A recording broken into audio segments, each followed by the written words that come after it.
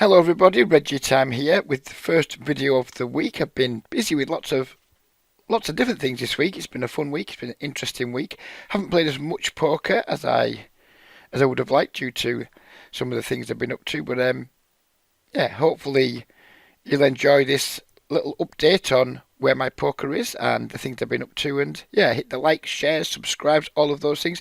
You will notice that I have four cards in front of me. We'll get onto that in just a moment. But let's talk first about the other things I've been doing this week. Monday, I did a podcast with Sky Twitch streamer Duesenberg, and as apprehensive as I was about doing it before I did, it was absolutely fucking brilliant. I loved it. I loved every second of it. Loved being the centre of attention.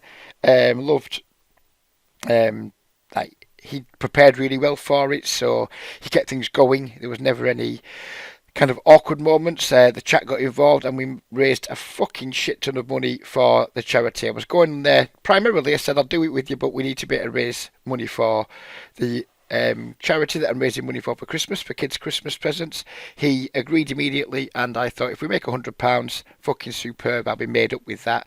Turns out on the night we made £328.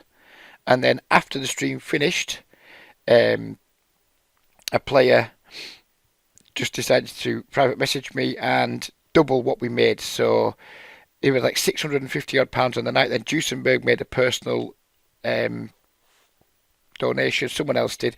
Ended up making over £700 on the night. It was fucking ridiculously generous of everybody. And yeah, really pleased I did it now. And just to wrap this whole story up, it turns out we've raised, Christ, can't remember, £2,110 for the charity. I'm going to go and hand £1,800 of that over tonight, or £1,810 over to the Disabled Kids Youth Group leader tonight. And then I've got £300 left to give to the parents of the people I work most closely with. It was going to be for Christmas presents, but one of the young men I work with, he needs to self-isolate next week before going to hospital for a procedure, and staying in all week will be difficult for him, be difficult for his family, not being able to take him, go out for walks with him or do the things he enjoys doing. So I'm going to give her the money tonight so she can buy him some jigsaw, some Lego, stuff to keep him occupied in the house, and hopefully make next week's self-isolation as smooth as possible for him, because it will be a challenge for him. But if he has some new things to enjoy, hopefully it will make it easier. So that's what we're doing with that. And then I'm giving the other £150. We've got a young man coming to sleep over with us tomorrow night. I'm going to give that to his mum so she can buy him a present that will suit him perfectly, give it back to us, and we can wrap it up and give it to him at Christmas. So that's how the money's going to be spent. And I will be providing evidence to the Facebook group that the money's gone where it's meant to be going. So yeah, that's why I've been a little bit, well, that's not why I've been not playing too much poker. I've had some work stuff to do too. And my favourite group's closed on PP. Well, it hasn't closed on PP Poker. It's it absorbed itself into a union, which is a shame, because it was the group that I've been making a lot of the No Limit videos from lately, with all the whales in. And now those whales have been put into a union. They're still there, but they're a bit more diluted. And I thought, you know, the games are still plenty soft, but you know, do I want to be like using this as an opportunity to say, right, the super soft games aren't there now, so there's two ways I can go. Because I should really say that on Duesenberg's stream, Matt Bates, Sky Poker's all-time winning money player, asked a question about, you know, if I had to put my study into something, because I don't study poker very much, would it be No Limit or Pot Limit Omaha going forwards? And I answered honestly and said it would be Pot Limit Omaha, because I think there's a lower ceiling in No Limit than there is in Pot Limit Omaha. Now, I don't want to play high stakes anyway, but like in terms of if I was going to really study something to try and get pretty damn sharp at it, and let's face it, my No Limit Hold'em game isn't sharp. It's just it's good at what it's meant to do: bum hunt, play disciplined, and stack fish. You're going to put study into something to try and get a much sharper cutting edge. What would it be? And I answered honestly it would be PLO, because I think, like, would I ever beat 200 nil or 100 nil? Yeah, but not by a lot.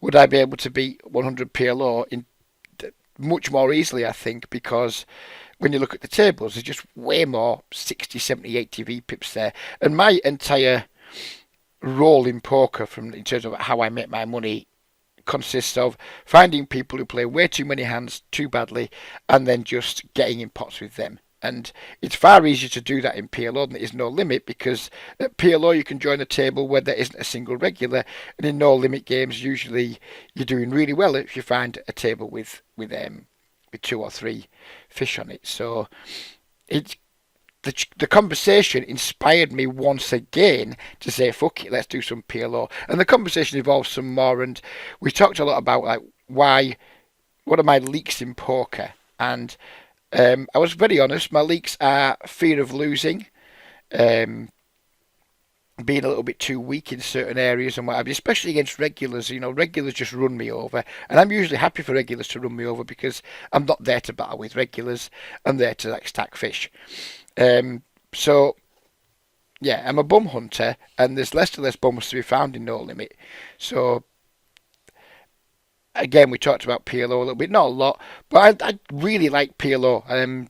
I just come at it usually from a bad place, when I'm fed up with No Limit Hold'em, or when I'm on a downswing, or when I've been whatever. A few different reasons. They never come from a let's just do this sort of thing. And for those of you who follow my channel for a long time, you will have seen this a million times by now. Oh, Reggie's doing PLO again. Then 2 weeks later, or 2 days later, Reggie isn't doing PLO. Well, this time, Reggie's doing PLO. And I'm just going to really, really power through. Because it's always been mental game leaks that have stopped me. My results are okay. They're nothing stellar, but they're okay. But then I'll lose 3 or 4 buy-ins, and I'll just be like, fuck this shit. This time, we're just going to power through. I'm going to play tons and tons and tons of hours of PLO at really low stakes that I can massively afford to lose at. Like most of the hands from today's video are going to be at 20 PLO, 5 cent, 10 cent blinds. A couple like this one here is 16, like 8-16 PLO. And it's just going to like power through. I'm going to be putting a bit of study in, just like reacquainting myself with the basics more than anything else. Going to get some Jane Andes content down me and what have you. And the goal is to just play and not even bother about results, and just play and put, maybe what we're on now, the 15th, between now and the end of the month, try and put like 50 hours solid PLO grinding, and then look at the results, analyse my play. I know many of you guys don't like PLO videos. I'm not expecting my YouTube numbers to be particularly good with this. That's just, we have to take that. But there's going to be like probably quite a lot of videos going, because we've got like 7 or 8 hands to look at today. And that's from one day's play yesterday. So I'm going to, once I get like a certain amount of hands, I'm just going to review them as much for myself as anybody else. You guys might not like it. Hopefully some PLO guys will have some valuable insight. And yeah, it's the next few weeks are going to be about the channel, are going to be about my progress in the grind. Whether I make it to the end of the month or not, who knows? There'll be lots of people willing to bet against me, because we've been here lots of times, as I've already said. But hopefully this time we can make it stick, because I don't think I've ever felt more motivated to do this. It just feels like now is the absolute right time. I've never been in a better position financially. I'm massively, even for PLO, I'm massively overrolled for the stakes I'm going to play. And the reasons I've not done it in the past is because I've not wanted to sacrifice my expected earnings for the month or the 2 months or whatever from No Limit Hold'em. So I've kind of been like thinking, well, if I don't play No Limit, I'm possibly giving up expecting earnings of between £1,200 and £1,500 in the month, and I might lose some more money. So I could have effectively like a £2,000 expected earnings swing. I'm willing to take that chance now. I'm in a good place financially. I'm in a good place mentally, and if I can't make it work now, then perhaps you never know will. It's going to be much more a mental game challenge than it is an actual game challenge, because the games are fucking absurdly soft. So even at my like pretty low base level of how good I am at PLO, I still think I have edge in the games. So it's just a matter of mental game, power through when it's going shit, when you're not enjoying it, when you're getting sucked out on all the time, or when you're just seeing cooler after cooler. Power through, ignore it, crack on, and because I think if I get 50 hours under my belt of non-stop playing and I experience those fucking roller coaster swings and still carry on playing, that'll be like me getting over the hump. And maybe I can make it stick. So the next couple of weeks are going to be crucial in whether this works or not. Maybe even the next couple of days. Maybe we don't need to look 2 weeks in advance.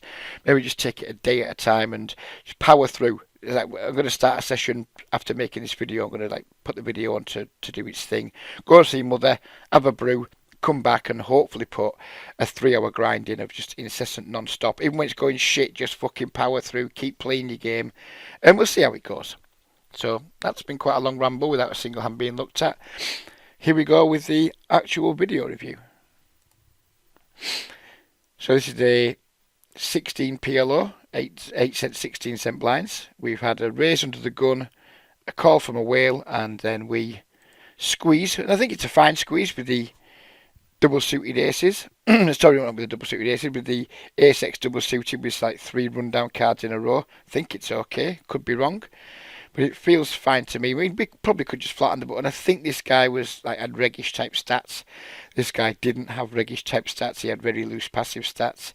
The fact we have an ace theoretically like blocks a lot of his ace XX hands. That's going to 4-bet us, and then we're going to like be in position on the button. I think when I played PLO in the past, I've made too many of my 3-bets from out of position, and then really struggle with how to proceed post flop. You know, it's really difficult to pot control with marginal hands out of position in PLO. It seems a lot easier to do in position. So I'm going to be doing less 3-betting in general and more 3-betting in position, and less kind of not getting too wild with the 3-bets out of position. Like one of my biggest problems in PLO has been when I have aces in the small blind, it's gone raise, call, whatever. I squeeze, 3 people call or 2 people call, and then we've got like an SPR of less than 1.5. I'm just left with 2 dry aces and never knowing how to proceed. So, yeah, my 3-betting strategy is going to change a little bit, which will hopefully stop me putting myself in some of the positions that I've previously found myself in. So I put some thought into what's gone wrong previously, why have I not enjoyed it.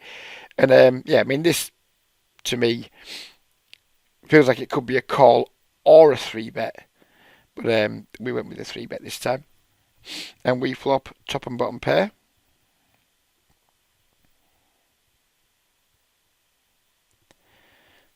A pretty dry board. So we fired out a small C-bet. We add a straight draw to go with our 2 pairs. So we've got the top and bottom pair, well, top and middle pair now with the ace-7. And we've also got the 5, 6, 7, 8. So we have like an up and down straight draw to go with our 2 pairs. So I think it's okay to barrel again. We put that guy all in. He called us with the ace queen, so just crushed. We're basically just drawing to our straight or a 7. We've still got reasonable equity, and he doesn't have to be as strong as ace queen there. You know, he could have, maybe if he had an ace king deuce, maybe he does the same thing and we get it in with it being crushed. But then we get there anyway and we make the 8 high straight. So yeah, looking back at that hand, maybe we could just flat pre, but I think post flop we c-bet pretty small on the dry board. Not sure we should have bet that small given that it was like heavily multi-way. I think we probably with our top and middle pair could have just bet much bigger and tried to get it on the flop. Then we'd have got it in against this guy in really bad shape and we'd have hit runner. It feels cleaner doing it this way, the small bet than the larger bet when our equity improves. But yeah, not sure if that was a great well played hand by me, but it turned out okay. This hand I'm not involved in, but it's just an example of how ridiculous these games are. So we're just going to fold here, get out of the way. This player is a regular. This player was like fucking major whale, like fucking enormous VPIP. Not so enormous PFR. This guy was a whale, but he's got no money. So that's a dynamic. Regular stats. He was like 32 something or other. Looked like he's a reg of some description. Whale, whale. So he just like calls the squeeze. So we now already know he doesn't have stuff like aces or anything like that. He's just calling the squeeze. So he doesn't have a mega strong hand. This guy then goes with the back raise and like just pops 63.5 blinds in there, which is fucking obviously huge. He calls.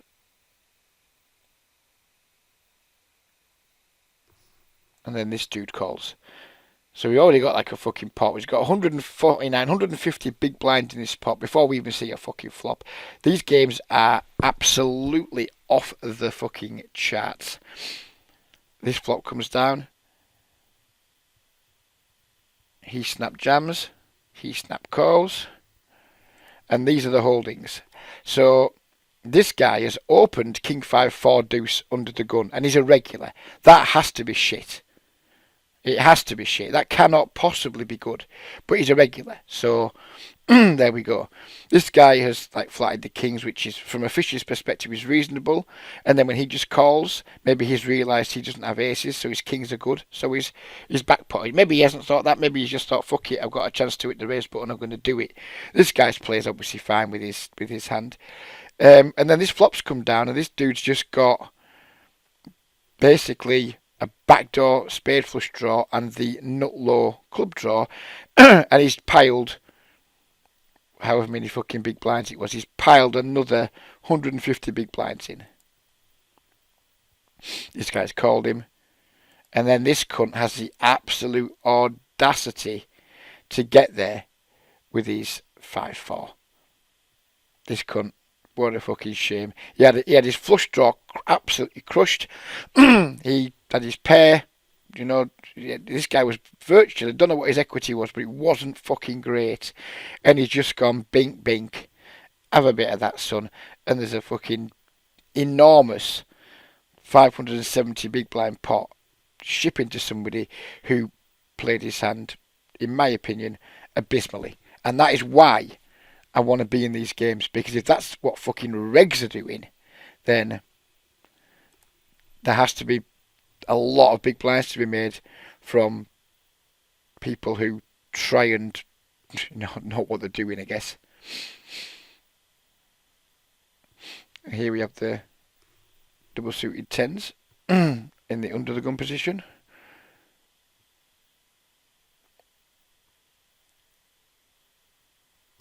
And these are the spots I don't really know what I'm doing with yet. We're clearly way behind this guy. We only have backdoor second nut flush draw, not even nut flush draw, and sorry, we don't have the backdoor. We have the proper full on second nut flush draw, and we have backdoor straight draws. I think they should probably. So even looking back on review now, I'm not sure what I should be doing. If we've just got ace X, then we've got enough equity to go with it, I guess. There's people to act behind us. I mean, if we call here and then this guy moves in, this guy folds, and we've got to call again. I don't know. I think in hindsight, maybe we should just fold now, give it a multi-way pot, and we're not drawing to the nuts. Not sure though.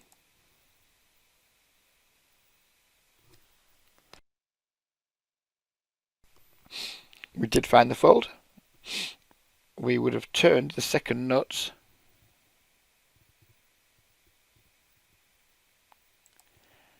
And we would have won the pot. But as it turns out, we were behind to two pairs here and behind to a set here. So we were behind when we put the money in. But I'm not sure that's playing results or not. I don't know if this guy wasn't in the pot with his like big stack, because we were pretty deep with him. Maybe if it just all shallow stacks, I would have just rolled the dice there. But even then, we're getting it in knowing we're behind, and I don't like getting it in knowing I'm behind. But is that something we just need to do in PLO when we know we've got like a bunch of equity? Yeah, not sure about that one.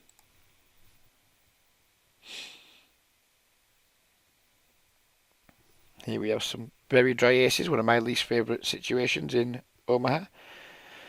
We've had a regular straddle. we've had a fish complete, or just call the straddle. We squeeze it up to the maximum.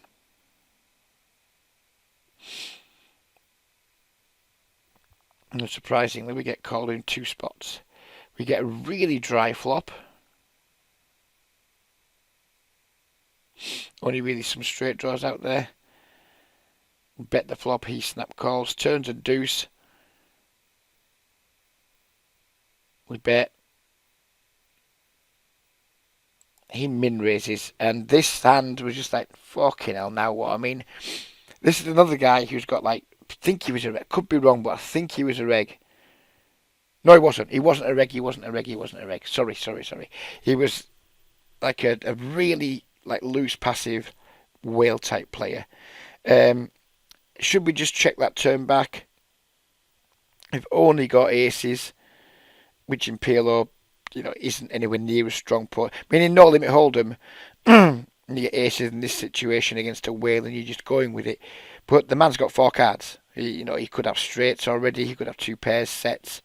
I don't think he's doing this with a worse value hand. And there isn't a huge amount of draws out there. If he did have a draw of some description, would he check min raise it? Probably not. But it feels really, really fucking dirty to fold. But it's not so much about this. If this was like the last money we had to put in the pot, I'd just put it in and whatever. But if we call here, that's going to be like another 129 in the pot. So it's going to be 840 chips in the pot. And we're not going to have a fucking clue where we're going. 840 chips is what, like 50 blinds in the pot. He could make any kind of bet on the river. And what if he bets small? Do we just pay it off? If he bets big, do we have to then fold everything? I didn't see a way to successfully negotiate rivers.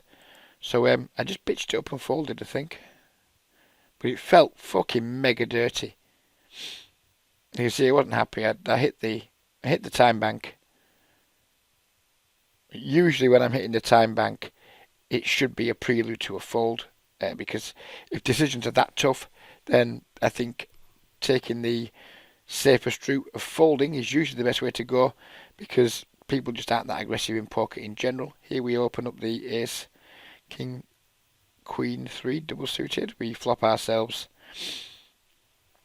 top pair, gut shot and a backdoor flush draw. We bet small. We get min raised. We just call. Add a flush draw. I mean, I think we just have to go with it. We just got too much going on. Gut shot, flush draw, top pair. I mean, my top pair's fucking worthless probably, but we have a gut shot and flush draw. And maybe some 2 pair outs. And then we just back into the wheel, which is really fucking... Sorry, we had a double gut shot, didn't we? We're back into the wheel, which is dirty as fuck. And unfortunately for our opponent, who had us crushed on the flush draw front, and he's crushed on the, chopping with the top pair, but he had like 2 pairs. Yeah, that was dirty, but again, I think it's one of those hands in PLO that just plays itself. His call pre-flop is obviously a joke.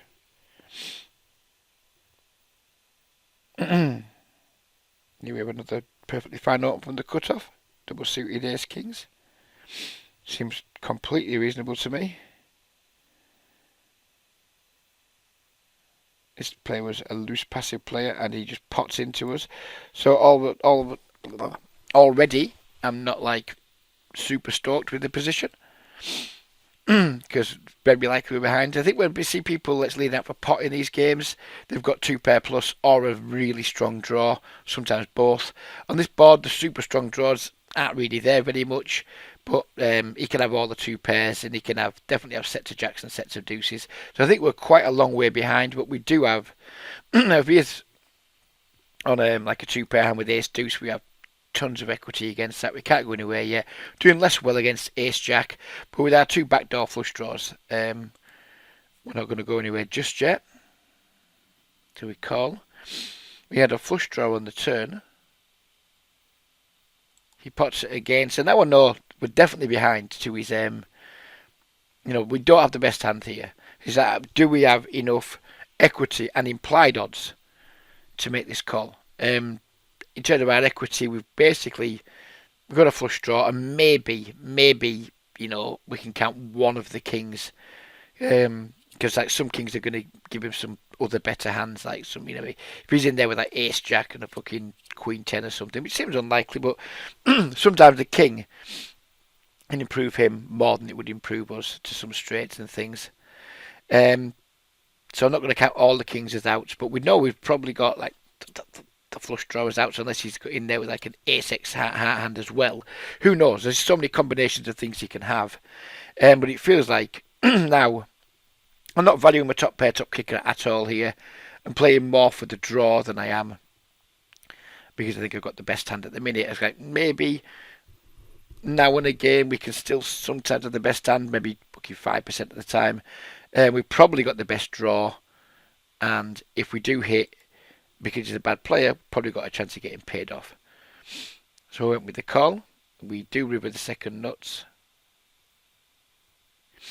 He checks. I think we just pot it here. They actually showed me his hand in the hand history replay here. We were fucking dead on the flop. I think he had ace jack deuce with also a flush draw, I think, and then he made his lower flush. So another one where we got incredibly lucky.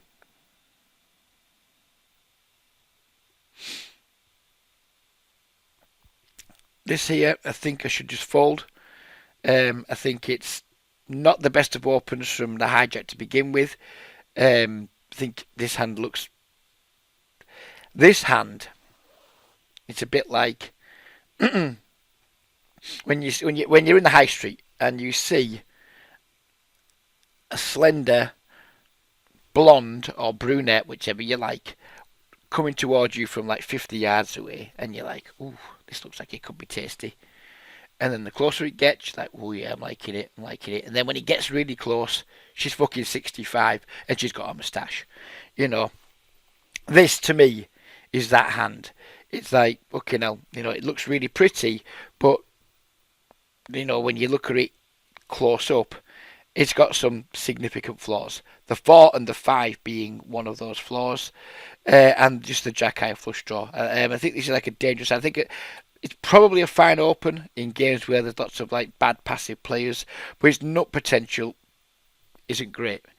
So I think the open's fine. I think we should just be folding it to this 3-bet. I didn't. This is definitely a leak of mine. Calling 3-bets out of position in pot limit Omaha is a huge leak of mine that I'm definitely going to need to work on if I want to make a real go of this. Let me get a super dry flop.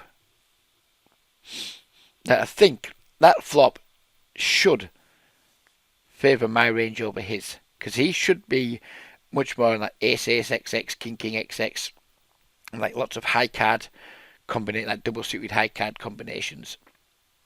So this board should favour me. So we check. He bets just under half pot. I think we can apply a ton of pressure here. So I'll go with a check raise, like 3x and a little bit more on the check raise. I'm expecting this to work a lot. I think if he does have like aces, kings, etc., maybe he's going to peel. We don't have an awful lot of good turn cards for us. But I was just kind of hoping to make him just throw away like pocket aces, pocket kings. Like, he's got a hand like fucking ace, 7-4, something like that. Try to make him throw them types of hands away. Because he was a regular and I thought he was capable of doing stuff like that. He had very different ideas and just did that. So now, who knows? I mean, I'm presuming now he's way more likely to have a really strong rundown here, like, I don't know, Jack 9 Queen X double suited, something like that. Something in that kind of region would make a lot of sense. Obviously nothing we can do with our hand, so we just get out of the way. But the mistake in this hand, I don't think the check raise is a big mistake against his range, on a board that theoretically should favour us. But the mistake was calling pre-flop. So the call pre-flop cost us like 85 chips plus another 375.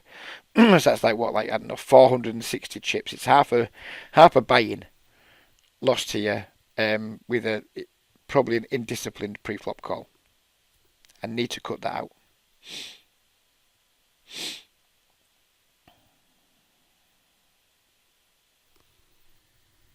I think this might be the last hand of the video. I'm not sure. So we've got the Ace King, 8 Jack double suited. Straight away here, I don't know. This guy was a regular. This guy's got no chips. So basically, it's going to be a heads-up pot against a regular. And we are super deep. We're like 200 big blinds deep. Is this just a call? It's never a fold. Let's have that straight. It's never a fold. But is it just a call, or is it a 3-bet? And we talked about this earlier in the video. 3-betting stuff out of position and then knowing how to proceed post flop is a big leak of mine in pot limit home hard games. We can't just stop 3-betting out of position because we play badly post flop, or we don't know how to play post flop, because we're never going to fucking learn if we just continually try and avoid the situation. But at the same time, it's like, what do we want to be doing it with? Do we want to be doing it with like stupid, shitty, dry ace, ace, XX, king, king, XX? Or do we want to start popping them into like a flattening range more often and have like stuff like this that's got like the potential to flop really strong draws? We've got 3 high cards, got a lot of suitedness. Like when I watched a PLO, Jane Anders PLO video ages ago, is that like the key components to a PLO hand are high card values, suitedness, and connectivity. And we've got all 3 of those things here. Our hand, the 8's a little bit of a dangler, but our hand has that good connectivity. it's suited and it's got high cards. So if ever there was a time to put like some other hands in a 3-bet range, this felt like it to me. So we did go with the 3-bet, expecting him to almost never fold at this stack depth, but we went with a 3-bet anyway. He called, and then this guy just completed. And then we flop gin. There's not many ways we can be behind here. I mean, ace 5 or pocket 5 are the only hands that I was beat right now. And we've got shit tons of equity against them too. And kick it off with a bet.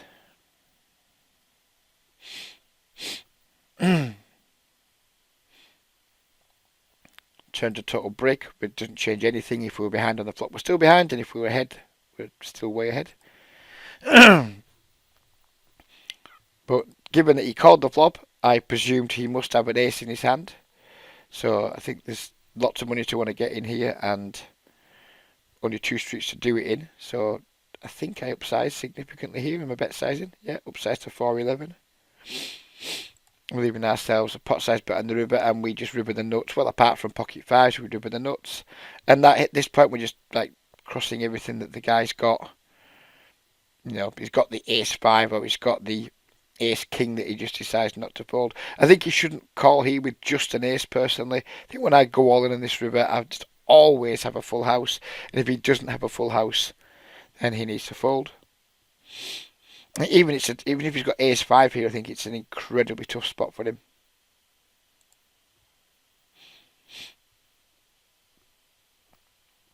We put the rest in a spot where we just have 0 bluffs. Our opponent calls really quickly, and I personally, I think that's an atrocious call. With just like the ace, he hasn't got a full house. He's just got like he's playing ace, fucking queen jack or something. I don't even know what he's playing, but he's not playing a full house, is he? Is he playing a full house? What's he got? He's got ace. Then he's got to use. He's using his ace and he's using his queen, isn't he? So he's got like ace, queen, jack 5. Is that what he's got? Fuck knows. But yeah, anyway, I think it's an atrocious call, and he called really, really quickly too. So yeah, as you can see, these games are soft. All I need to be is competent and resolute to make this stick. Whether I am competent and resolute, I've thought I have been before, and I haven't been. Is this the time? There are going to be lots of you guys willing to bet against me, and I don't blame you for doing that. I'm not taking bets, and it's not going to be a prop bet, but fingers crossed. Like I said, I know it's not going to be good for the channel. The views are going to be low, but it's a channel. It's a channel for two things really. It's to promote my business, which this maybe doesn't do too much unless it tempts some of you guys to deposit to play PLO, and to like a vloggy bloggy type thing for me, charting what I'm doing in poker, what I'm doing in my life, etc. So yeah, maybe if you guys run really good, the PLO runs shit and we're back to no limits soon. But I'm hoping I'll be producing between now and the end of the month at least another 6 PLO videos. And yeah, hopefully some of you will join me on the PLO streets in the apps, in the app clubs, and I'd be highly delighted to see some of you guys come along and dip your toes into the great game of Pot Limit Omaha. But we'll leave it there for now. There will be another video coming in the next 2 or 3 days, assuming that I play enough PLO to make some content. But for now, have a great weekend. Anyone who did donate to the charity, thank you ever so much. It's humbled me and it's filled me with joy. Genuinely has. And handing the money over tonight to the group leader. Hopefully he'll have a few of the kids with him. It'll be a very humbling experience, probably an emotional one for me. Wouldn't be surprised if I started fucking filling up and lumping my throat again. And yeah, today is going to be doesn't matter what happens in PLO today is going to be a fucking good day, and I am looking forward to attacking it. Take care, everybody. See you soon, and bye-bye for now.